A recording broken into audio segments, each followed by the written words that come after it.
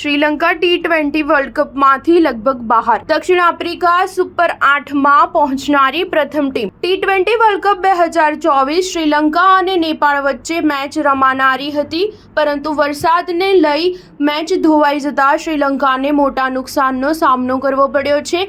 વરસાદને લઈ મેચ રદ થતા બંને ટીમોને પોઈન્ટની વહેંચણી કરવામાં આવી છે અને આમ હવે શ્રીલંકા માટે સુપર 8માં પહોંચવાના રસ્તાઓ લગભગ બંધ થઈ ગયા છે.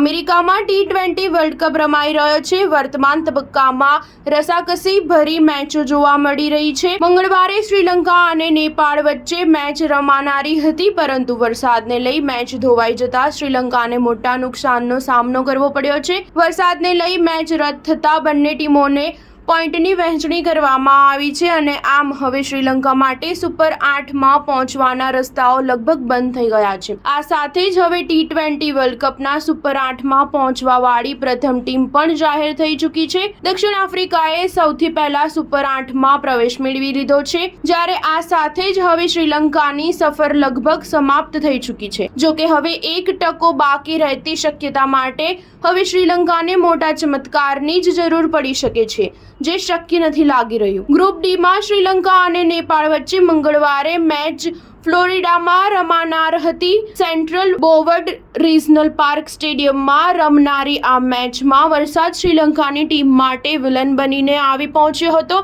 વરસાદની સ્થિતિને કારણે મેચ શરૂ જ નહોતી થઈ શકી. સ્ટાર ન્યૂઝ 7 હંમેશા સચ્ચાઈની સાથે.